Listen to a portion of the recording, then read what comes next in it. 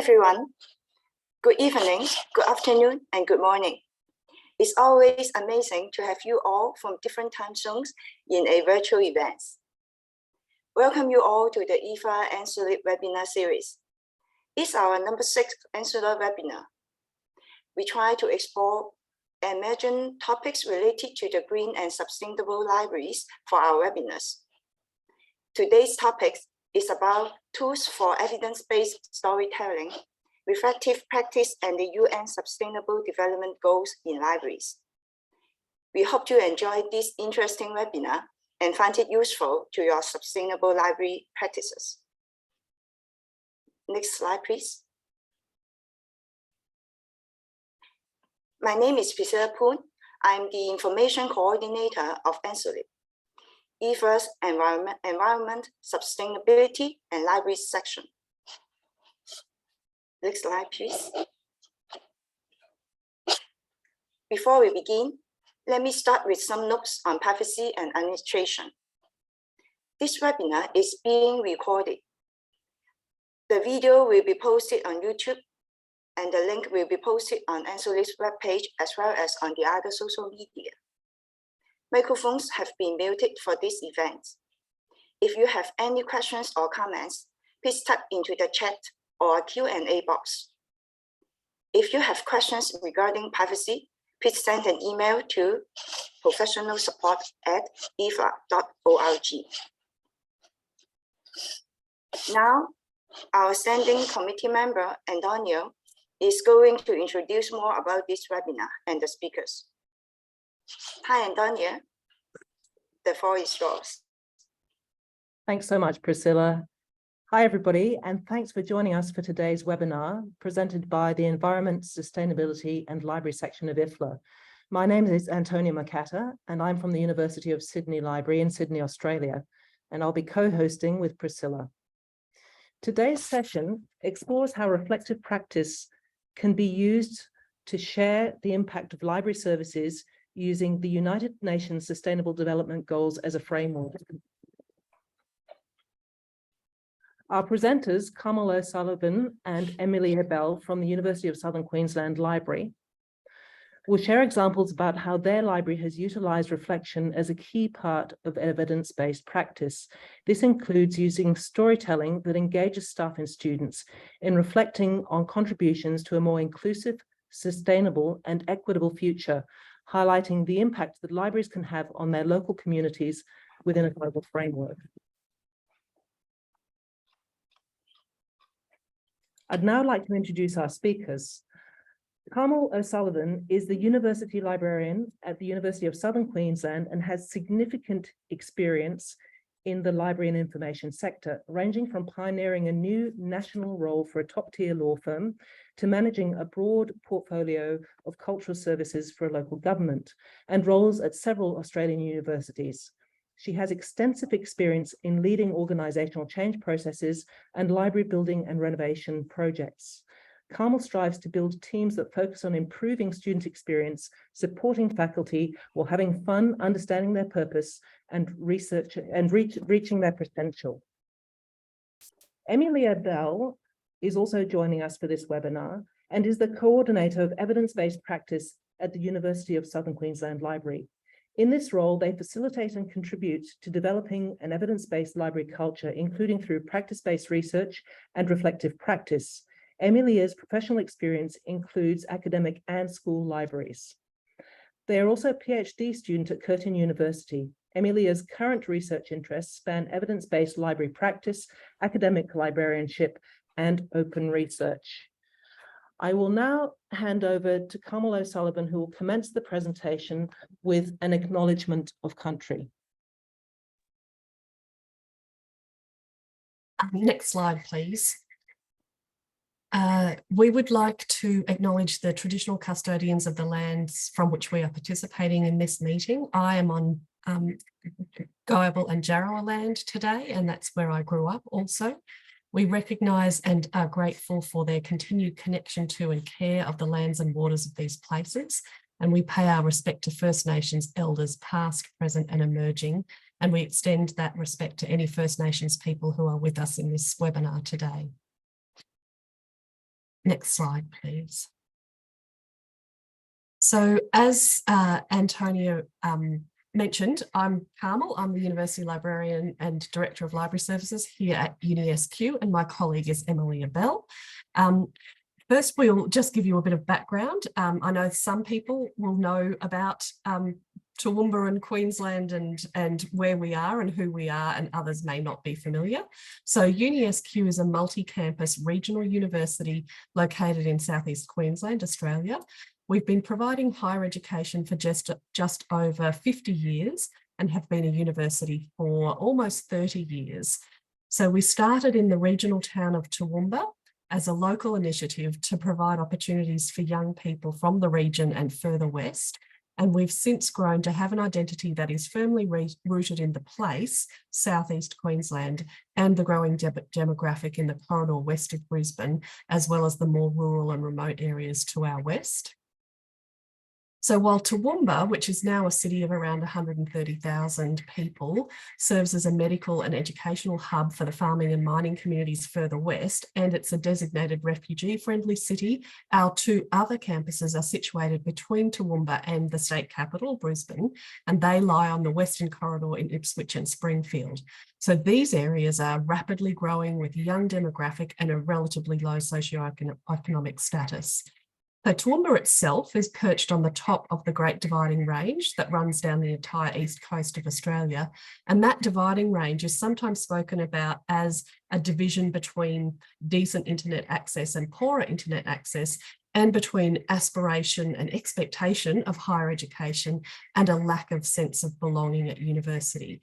And UniSQ is very much focused on changing that aspiration and bringing opportunity and optimism to the regions. We have a student cohort of around 25,000 undergraduate students across a broad range of disciplines. And from its inception, UniSQ has been an expert in distance education and then online education.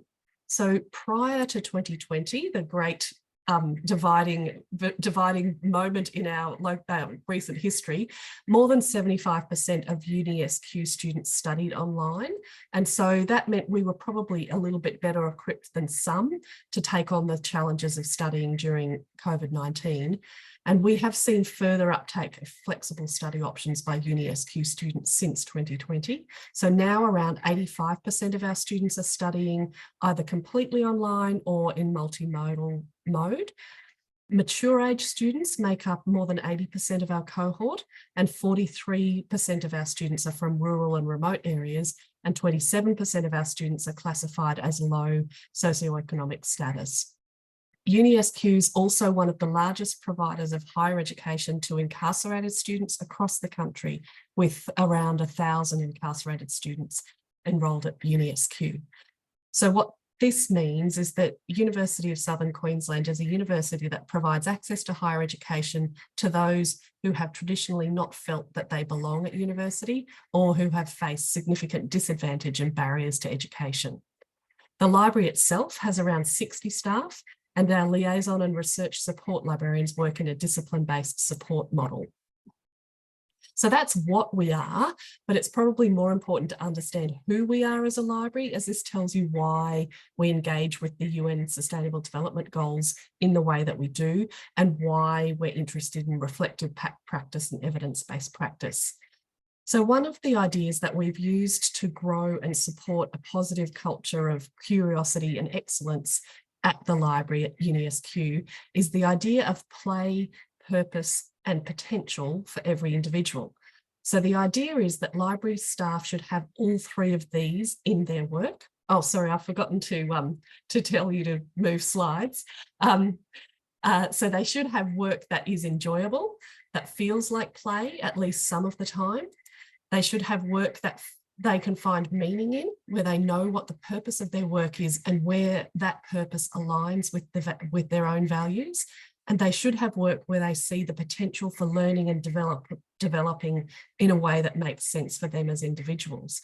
So that in itself requires our team members to be reflective and curious about their role, their own experience, and their sense of meaning and purpose. the UN SDGs give us a framework to think about the broader purpose of the work that we do and how it's situated globally in order to make the world a fairer place. However, sometimes it is difficult to immediately see how your work in a smallish university library in Queensland, Australia, has that broader purpose and meaning in a global sense. So there are two stories that I like to tell my team about the profound impact that their work can have for both individuals and for Australia that I'd like to share with you. So the first story is around a First Nations musician, Kev Carmody. So many of the Australians on the call will know who Kev is. So Kev was born in 1946 and his parents were not allowed to marry as his mother was a First Nations woman and his father was an Irish Australian. So he lived in a hut with a dirt floor nearish to Toowoomba itself, actually. And at the age of 10, Kev and his younger brother were taken from their parents and sent to a boarding school in Toowoomba as part of Australia's discriminatory policy of assimilation of First Nations people. So Kev was part of the stolen generations. And as an adult, Kev found an interest in music, and his music teacher, encouraged him to audition for a place in UniSQ's music degree, and UniSQ has a very good reputation for music and creative arts. As a result, he went to university here in Toowoomba at the age of 33 to study music and history. And he tells the story, I've heard him tell the story, of not understanding how a library worked. So he was worried that he might be tossed out of university if people realised how poor his education had been. And so he sat up in our library, which probably looks not that different from how it looks now. He'd taken a big book off the shelf and he pretended to read it. And what he actually was doing was observing other students and what they did in the space until he felt comfortable enough to borrow books and ask questions of the librarians and set himself up to study in the library. And then, of course, he got so comfortable that his favourite desk in the library was actually known as Kev's Corner. So Kev got that degree and he got several more, and he's one of Australia's most successful musicians. He's famous particularly for his song From Little Things, Big Things Grow, which he wrote with Paul Kelly, and it tells the story of the walk-off of First Nations people from Wave Hill Station, which led to the first land rights claim in Australia, as well as songs about Black deaths in custody and other experiences of First Nations people in Australia. So when he started studying at UniSQ, he was poorly educated and by his own account, unfamiliar with the norms and practices of higher education. But UniSQ supported him, allowing him to bring his guitar into tutorials and to tell his stories through song and acknowledging that vast unwritten cultural knowledge that he had. So Kev is now one of our most important musicians, and he's been telling our most important stories through his music for decades. So the second story is more recent. A couple of years ago, there was a standout new novel by a young Queensland writer, Trent Dalton. And Trent grew up in the poorest suburbs of Brisbane with an alcoholic father, a drug-addicted mother, and a cast of underworld figures in his life. His semi-autobiographical novel about the world he grew up in was an instant revelation. And as a teenager, Trent initially had little interest in school or university, though he did show talent as a writer. His ambition was to get a job at the local glass and aluminium factory. However, a high school teacher encouraged him to think a bit bigger, and the only university he could initially get into was UniSQ. So he came up the mountain to Toowoomba to do the first couple of years of an arts degree with us. He didn't actually graduate from UniSQ before transferring to a Master of Creative Writing. So Trent is now an award-winning journalist, renowned for being able to relate to and authentically represent the stories of people from all walks of life. And of course, he's written what many describe as the novel of the decade, Boy Swallows Universe. So for our staff, those two stories of people who might at first glance appear to not fit at university, but who, having had their start at our university, have gone on to have profound impact on Australian society and culture, brings home the possibilities for every student at UniSQ. Every time that you meet a student's eye, help them to feel comfortable asking a question, provide a safe and welcoming atmosphere, teach them a skill, you are giving an opportunity for that person to reach their potential, to make an impact on the world, and to tell their own stories and to inspire others. So that's what we mean by purpose and meaning. So with that background, Emilia and I have three examples of how UniSQ uses reflective practice in the way that we work. Emilia will start with talking about the way we've approached the UN SDGs, and then I'll talk about how we use reflective practice in our teams and in the way we engage with our staff as an entire holistic team. So Emilia is going to start us off with the first example. Thanks, Carmel. And next slide, thanks. So Carmel and I are looking at how we've used reflection as a core component of evidence-based practice in the UniSQ library. So in this first example, we've incorporated reflective practice alongside the United Nations Sustainable Development Goals to explore that impact of our library services locally, but through the lens of a global framework.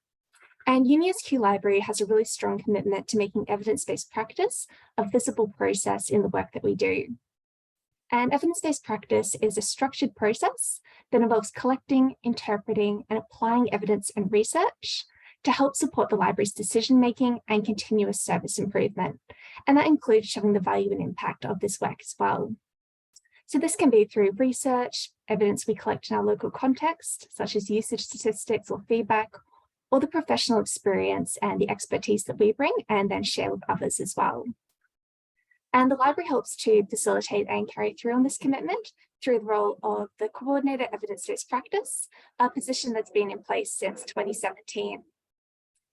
And while this role does include helping to build our library's local evidence base, it goes beyond just analysing data or usage statistics to really focus on building staff expertise and capacity to apply and communicate evidence. So reflective practice has remained really vital to this role and how we engage with and communicate that evidence, not only within the library, but outside of it as well. So having both an evidence-based and a reflective mindset supports our approaches to decision-making and emphasizes the values that drive our library services and our interactions as well. So by bringing evidence, reflection, and values together, we're embracing these new approaches to evaluating our services, as well as reflecting on whose voices, perspectives, and values are actually visible in the evidence that we choose to collect. So one of the ways that we've incorporated both evidence-based and reflective practice has been through using the UN Sustainable Development Goals, or the SDGs, as a framework to explore and understand that impact that library services have. And the SDGs have been used by university libraries as a benchmarking tool, and then we've been able to use them to challenge ourselves and reflect on how we choose to communicate that value and impact in the library.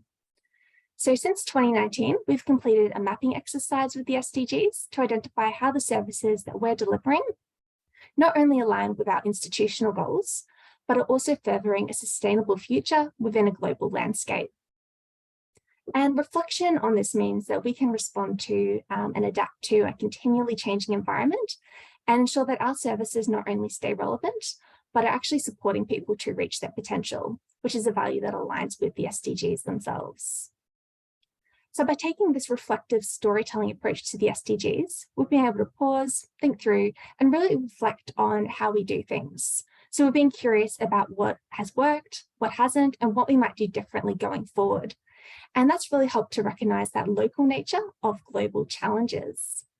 Next slide, thanks. So my colleague, Rowena McGregor, has written a blog post on reflective practice in the library. And she describes how reflection can be analytical and how reflective practice through writing can actually be a method of inquiry. So understanding reflective practice in this way aligns with how we approach evidence-based practice.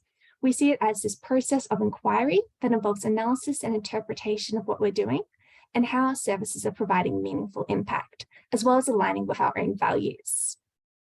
And so importantly, we're also understanding what actions that we might take based on knowledge from our reflection, or how we might share what we've learned with others across this process. And reflection is a really great way to recognize the role that all library staff can play in evidence-based practice. It's something that we can all do, that we can all engage with.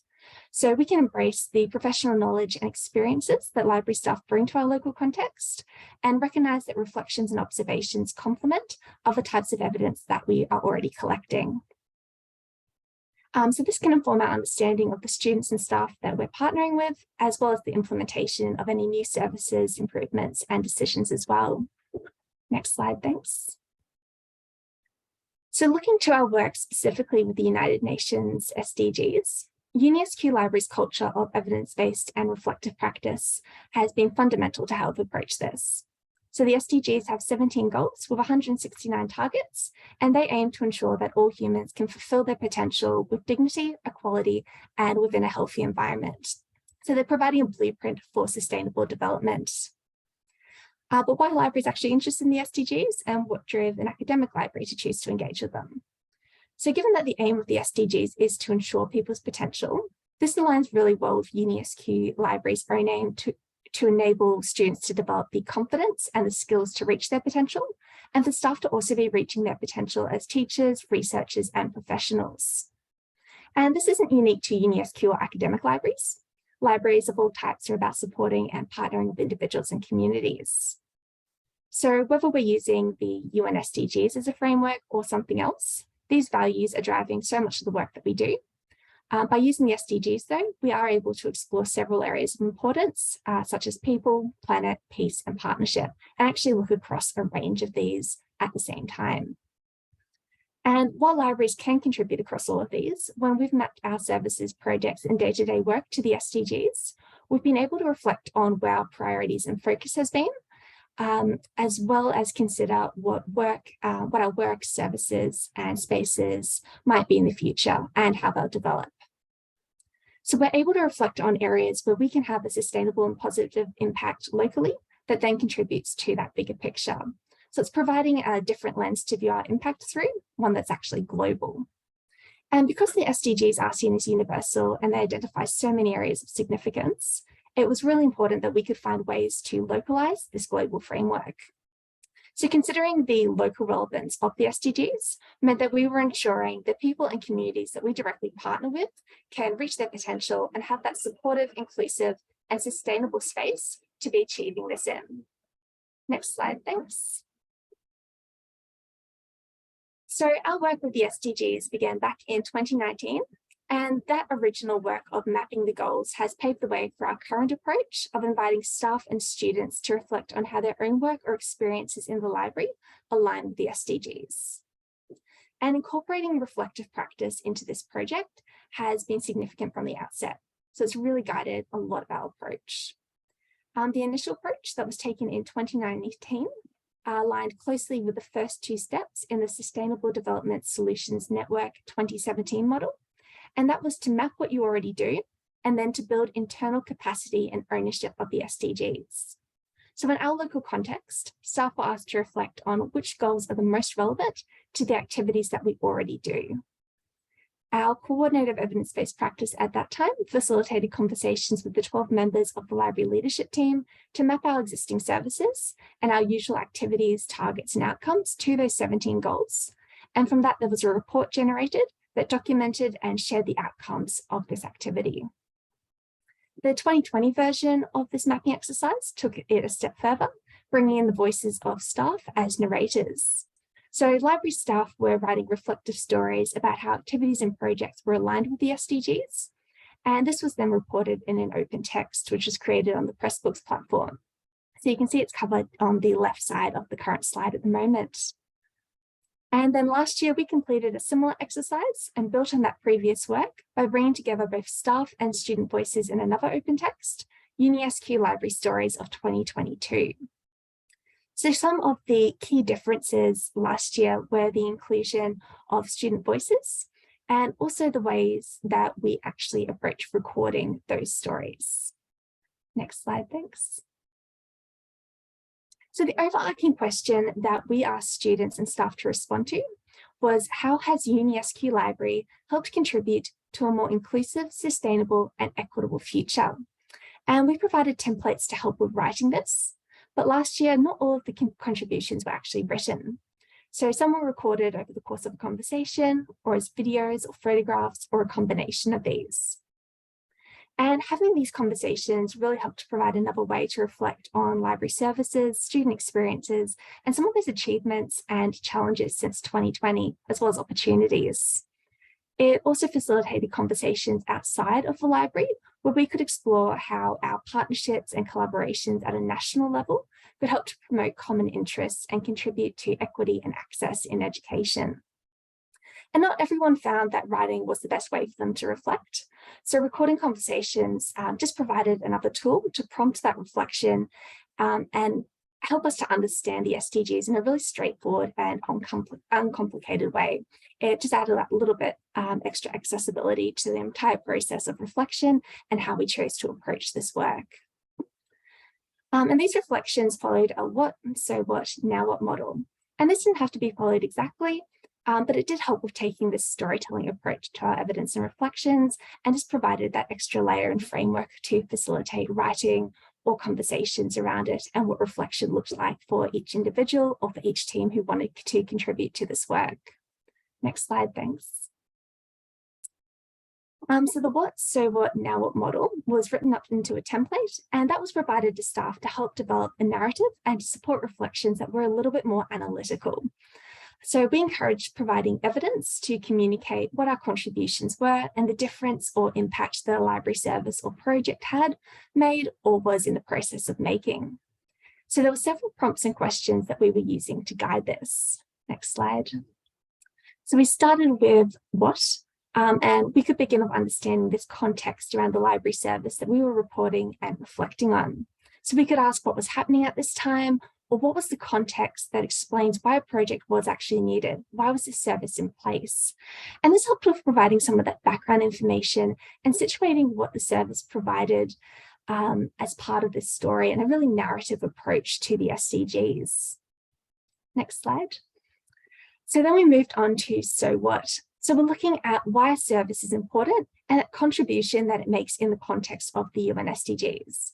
So if we've mapped a service and its outcomes to goal number 4, quality education, then we're making sense of any evidence that we've collected around this. And that could be from our own observations and experiences, feedback received from students, usage statistics, findings from a research project or some kind of case study, or a completely different type of evidence. And there's plenty of opportunities for staff in a whole range of our teams, as individuals or as teams or as students, to actually get involved in that process and consider what evidence looked like within their own teams. Next slide, thanks.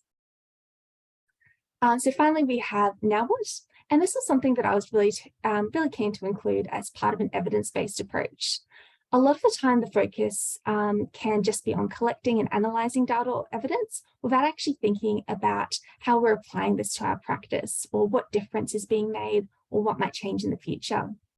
So we're going beyond why something has been important to reflecting on how this is going to continue, or how it might need to adapt or respond to changes or new evidence as it emerges. And I think this is a really important part of being analytical in our reflection, thinking through what we're doing and how the evidence that we collect contributes to our goals, and in this case, the SDGs. Next slide, thanks. So last year, we mapped the ways that UniSQ Library had contributed to 8 different sustainable development goals. And there was an array of stories across each of these goals. Being a university library, quality education and reduced inequalities had the most contributions, as it was really clear how these actually aligned with the work that we were doing in higher education, as well as with the diverse range of students that we support as a university library. So some of the examples of stories and contributions that we had also included students. Next slide, thanks. So one of the stories for goal number 3, good health and wellbeing, was on our library displays at the Ipswich campus. And this wasn't actually a written story. Just like the library displays that she creates, Tanya Bella, one of our library officers, took a really creative approach to showing how our use of space can promote wellbeing for students and staff, and show support for themes such as LGBTQIA+ inclusion and First Nations equality. So on the slide at the moment, there's a photo of one of the display windows that was focused on conversations around mental health and explored themes of self-care and well-being. And on either side of that display window are photos from different years of the library's Wear It Purple Day displays. So Wear It Purple Day is an annual LGBTQIA+ day in Australia to advocate for and celebrate young people within this community.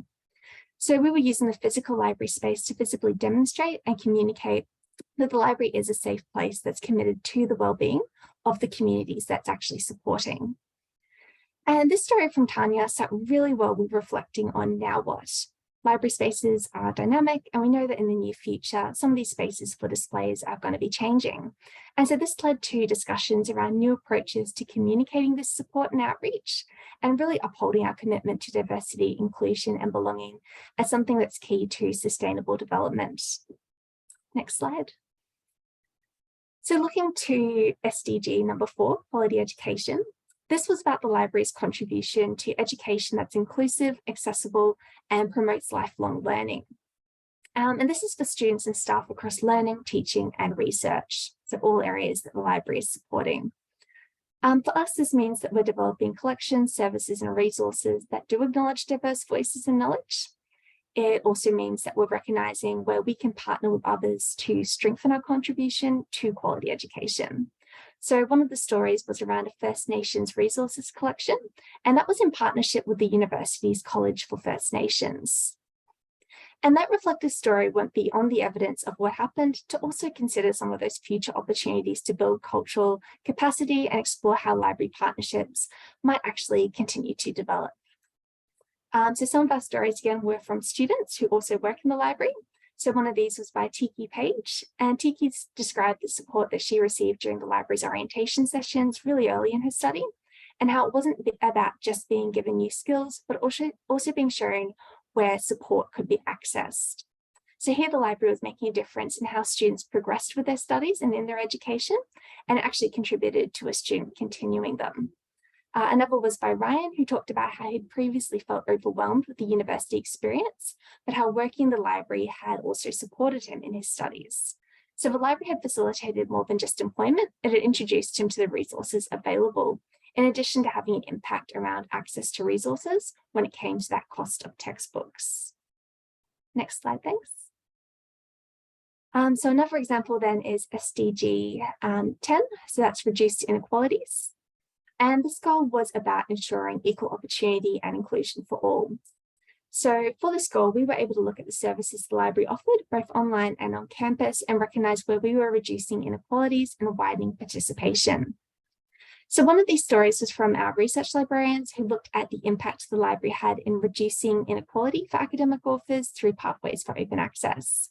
So this was a chance to share the work that our research librarians and liaison librarians do to promote opportunities around open publishing, as well as engaging with staff and students throughout that process. Additionally, we had stories from our open educational practice team, whose work contributes to increasing access, affordability, and participation in higher education. So they reflected on evidence from students and our academic staff that highlights how open practices led to students having more intentional conversations around their learning. And they were also highlighting how the library had adapted a framework for inclusion, diversity, equity, and accessibility within our open education resources. So those are the resources that we're actually producing as a library as well, and being able to adapt some of those aspects just into our own open textbooks. Next slide, thanks. And we also see access barriers being reduced in other resources and spaces that the library offers. So the Makerspace offers digital fabrication equipment for coursework, research, or portfolio projects that would otherwise be quite cost prohibitive to students. And so these stories that we have around the Makerspace were a really great example of how we could find alternative ways of evidence-based storytelling that didn't rely quite as heavily on written stories. And that aligns really nicely with the Makerspace itself, since it's quite a tactile and hands-on space. So all of our Makerspace stories were recorded over the course of a conversation, and that also provided just that opportunity to have a conversation and discuss how the SDGs were relevant to our practice and that space. And looking over this entire project, initiatives like this one really come about when we have a culture of evidence-based practice that's accessible for everyone to participate in. And when we have that time and space to explore, experiment, and reflect on our practice. So it's this combination of reflective and evidence-based approaches to our work that's providing these opportunities to explore the SDGs and to try new approaches for reflecting on the impact of our library services and communicating the value of that day-to-day work that staff engage with and that students are experiencing as well. So I'm going to pass over to Carmel here to go on to our second example of using reflective practice in the library. Thanks very much, Emilia. So Emily has already spoken a little bit about Rowena's approach to reflective practice, and there's a link in the chat to the blog post that Emily referenced, as well as a link to the Pressbooks publication, which is our 2022 library stories. Reflective practice is really the foundation of how we, that blog post is really a foundation of how reflective practice is used by other UniSQ librarians in their outreach and liaison work. So when we engage in individual reflection about our work, which is what Rowena's blog was about, it reinforces that it's important to start with evidence, so what actually happened, and equally important to analyse the evidence and to take action to improve, which is what Emilia has just been talking about. So reflection as an individual builds a sense of curiosity and hopefully also self-compassion. And by itself, it's a really helpful practice. Individual reflective practice also readies us then for broader reflective practice as a team. So team reflection really relies on trust both in each other and in the organisation. So in order to reflect as a team, the individuals need to be able to share their experiences, successful and not so successful, with openness and that same curiosity as we bring to an individual reflection. And that's really not an easy thing for a team to do if they're not comfortable and secure as a team. So having an element of trust and curiosity for the whole team and support for all members of the team is really essential to enabling the team to reflect on their own work and to learn from successes and failures. So laying the lens of evidence-based practice over, for example, the liaison work that librarians do gives us an opportunity to reflect on what works and what doesn't and why. And when the team understands the concepts of evidence-based practice, they know how important data gathering is to critically assess, and it's more reflective and it's more useful for growth and development. So rather than gathering data to prove busyness or to report on something, you're gathering data to be reflective and to improve in the future. So a good understanding of evidence-based practice, a secure and supportive team dynamic, and individual experience of reflective practice puts the team in a place where they can have challenging and productive conversations about what to collect and value of particular pieces of work based on what's useful to answer a specific question or investigate a need. And recently we had 2 teams that joined to become one team, and they did some quite in-depth work around, based on the SAW model, about exploring their strengths, opportunities and aspirations. And that really has enabled them to reflect both individually and then as a team and build that trust within the team, within the newly formed team, to go forward together.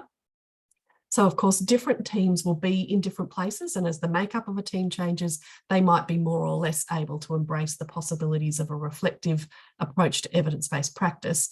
And organisations need to take a team-by-team approach based on where the team is at and what they're interested in exploring. So the next example, the last example that we have, is about our all-staff meetings. And so it's about how we move from individual reflective practice to being able to reflect as a team and use evidence in a mature way as a team, now to our entire staff as a very large team. So what I wanted to do was provide a space and format that enables me as the leader to be challenged and to enable library team members to have genuine engagement with our activities and our direction. And so really it stems from me doing a personal reflection on how I lead and asking myself whether I am in fact leading in a way that empowers my team to be creative and innovative and challenging and to help us be the best that we can be. So to that end, last year we restructured our very large all staff meetings to involve 5 elements. So you can see them there on the slide. So Celebrate is a crowdsourced accolades for colleagues' exceptional work. So previously we that leaders used to choose who to acknowledge in the all-staff environment, but people actually love to be able to acknowledge their peers on their own terms. And so these celebrations are unfiltered. There's just a form you fill in online and we read out the celebrations that everybody has put in. And this is fairer and it's more genuine than that leader-led approach to celebrating people's successes. The second element of the all staff meetings is challenge, and this is probably the most important to me, I think, and that's really where we try to get people to engage with wicked issues for the library. So what we do is we choose situations or questions that are a bit fraught or challenging in some way, and we ask small groups on a big Zoom, we ask small breakout groups to discuss and record ways that we might address the challenges or find opportunities within the challenges. And that's been really useful in allowing all voices to be heard, not just those who have positional power or who are confident speaking in front of a lot of people. The third part of the meeting is learn. So sometimes we invite someone in to teach us something. More often we actually have people from within the library share their practice. And that helps keep people across the whole library, getting a better sense of the breadth of the work that's going on, and having a broader picture of our work helps people reflect on their own place within that context and see the connections across teams. And in addition to that part of the all-staff meeting, we also have the Digital Dexterity Champion Network across all of Australia and university libraries, and our own champion runs regular learning sessions, and Emilia themselves also produces the professional development newsletter for the library. The fourth element is pitch. So last year we focused on learning pitching skills so that everyone felt comfortable conceptualising and pitching their good ideas. So again, we were trying to ensure that people recognise when they do have a good idea, and then they have the skills to put that good idea in front of the leadership team. This year, or at the end of last year, we realised that we probably need to be a bit more explicit about the way we want people to engage with evidence-based practice in the course of identifying a good idea and working through the pitch process. So Emilia and I have actually discussed how we're going to take more time over learning those skills together as an entire library group to ensure that this year's pitches are even higher quality than last year's. And the last part of that 5-part meeting is plan, which is taking the actions from the meeting and planning our next steps. So this approach enables us to have a very grassroots approach to our deliberations, and it gives small groups an opportunity to reflect on challenges and bring that discussion back to the whole team.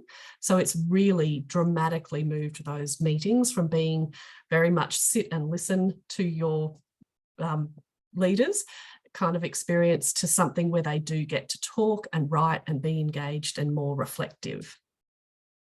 So today we've touched on some of the work that we've done around the UN SDGs, and we've had several stories that relate to different aspects of the SDGs, so health and wellbeing, quality education, reducing inequality. We've talked about reflective practice in teams and about our attempts to structure our staff meetings in a way that encourages people to reflect on challenges and be authentically included in our responses to those challenges by developing our skills and knowledge as a whole group. Being able to reflect on your work and situate it in a broader context is really at the heart, I think, and we think, of bringing a genuine sense of purpose to what we do. So we'd like to thank you very much for the opportunity to tell our stories today, and we're very happy to answer some questions now.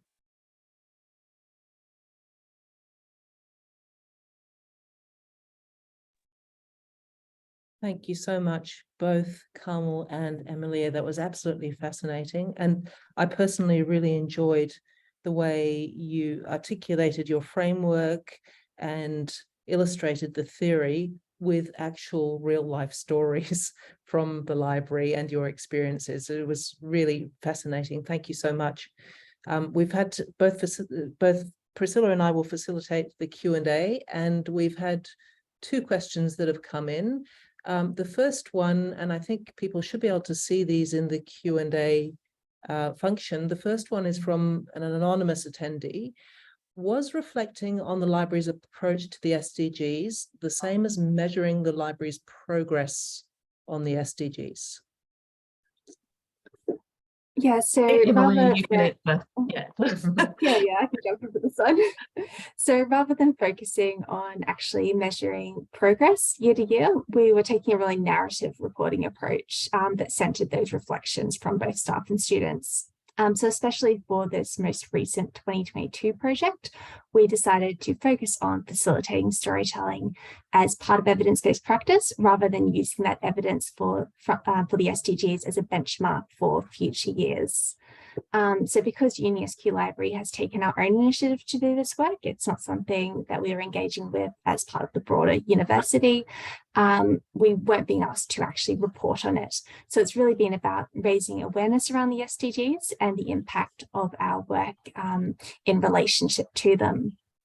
So it's helping to highlight how the work that we're doing is meaningful and having an impact, and just giving that opportunity to reflect on how it aligns with the values that we support, rather than being an explicit benchmarking approach. Thank you, Amelia. The next question is for Camel. It's from Amy Wardard. The question is, how often are your all staff meetings using the 5 focus areas? Yeah, so that's an easy one. Thank you, Amy, for that question. We have those meetings 4 times a year, which on reflection doesn't seem very much, but when you're organising them, it seems like a lot. But yes, 4 times a year. And then the final meeting of the year is face-to-face. So because we're quite a long way away from each other, it's about an hour-and-a-half drive between Toowoomba campus and either Ipswich or Springfield, and they're about half an hour from each other as well. We don't have them all, we don't have people all in the same room. So those big all staff meetings are on Zoom. And then we get together in person. So last year we had our first in-person all staff meeting at the end of the year for a couple of years, and the first time that we've actually gone off site for that as well. So that's how we do it. Okay, Thanks so much, Carmel. That's great. And while you've been answering that, there's another question that's come in, which I'll read out in a moment, but just encouraging all of our attendees, please feel free to add questions into the Q&A function, because we still have some time left for our presenters to answer some questions about this absolutely fascinating area of work. So I will ask this third question that's come in, which is, were there any challenges in taking a reflective approach to the SDGs? I can answer this one. So I think one of the challenges was probably the need for more student involvement. So we did get to include student voices this year, but it would have been great to include more student reflections in this work. The reflective part itself wasn't something that was meant to be overly complicated or challenging for staff who were engaged in that process.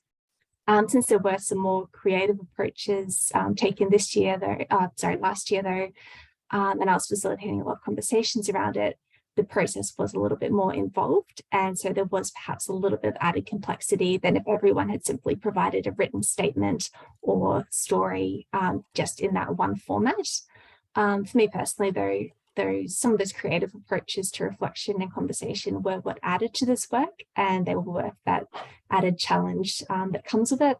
And it was honestly just a pleasure to actually hear others reflecting on the impact that their work was having, and to just talk through some of the processes and challenges around it. So I would say it was absolutely worth it, even with those small challenges and different approaches to reflection that come with it.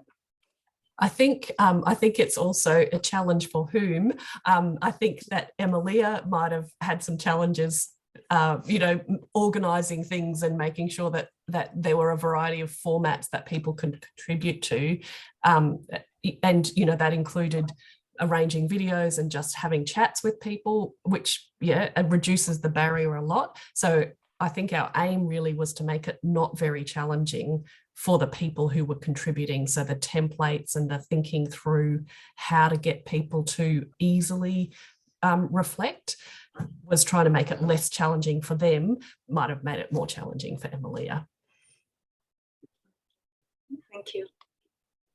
There's a questions typed in the chat box for Camel. It's from Christina Rowe. The question is, this is an interesting example of bringing innovation in an institution by creating the proper medium and context that brings together creative thinkers. She also thanks for your presentation. Okay, it's for Camel. It's probably more of a comment than a question, possibly, but I think it is evidence that, you know, the older you get and the more time you've had leading organisations, the more you realise that you are constantly learning, that you never know, you never get it right. You always have to be trying to think of new ways to do things and new ways to get people involved. So I'm very happy to trial and error my way through life. So thank you for that comment. That's great, thank you. And while we've been speaking, some more questions have come in. The next one is, how did you approach including students in this project? So it was similar approach to with staff. We had the same templates for reflection, same framework that we provided, but we started off with an expression of interest process. And that was because we weren't actually sure how many students we were going to get engaging in this process. We were able to approach a few students who already had an ongoing relationship with the library, for example, through the makerspace, but we were also cautious of any students that had been involved in previous research projects who might end up reflecting on work that they'd discussed in other contexts.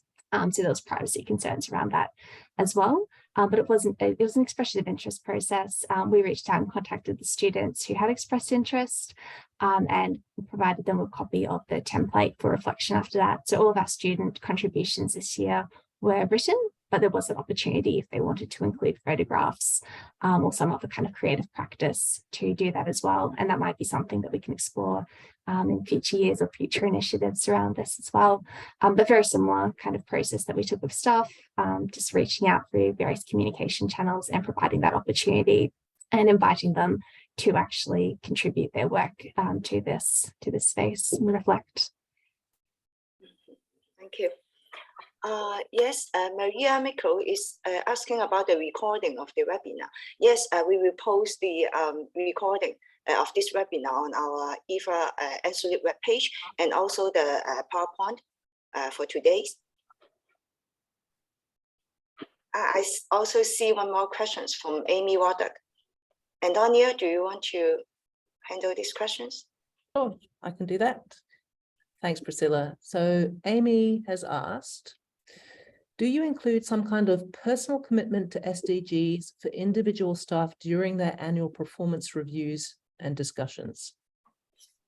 We do not, but what a great idea. Thank you for that, Amy. We don't, but that's a fantastic idea. Thank you. I do think there was a few individual staff who mentioned that they'd taken their own initiative to include it, but that was within specific teams. So like Carl was saying, I think that was across the board with that. But there were a few staff that I had conversations with who'd mentioned that within their team from previous years, that they'd kind of just taken initiative and thought it was a great idea to include in that work. I think the other thing that's quite useful is the fact that we do publish the stories as a press book, and that's just with all the other open textbooks that we publish.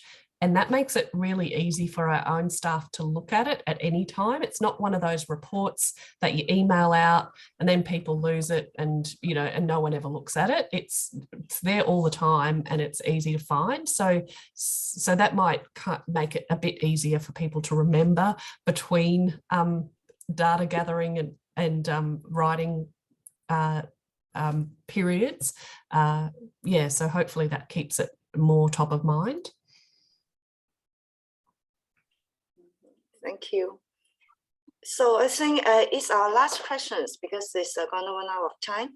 The question is, what do you think is the biggest challenge to apply this reflective model in the UN SDGs in libraries?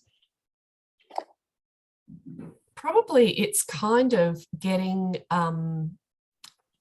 buy-in or having permission, because sometimes it's an individual in the library who's interested in it and the rest, other parts of the leadership team aren't that interested. So it's kind of figuring out how the UN SDGs relate to your own institutional purpose and values and way of working. So once you've worked that out, which is kind of why we started with that, who are we and what are our values, and then that's why we can make sense of the UN SDGs in the context of who we are. And so maybe that's one of the challenges, is to get your leadership team to understand what they are and how they relate to us, to you as an institution, whatever type of institution you're in. But once you have that kind of buy-in or understanding of the value of them, I think they as Emily has said in their earlier presentation, they fit very nicely with the core concept of what a library is and does. Good. Thank you so much.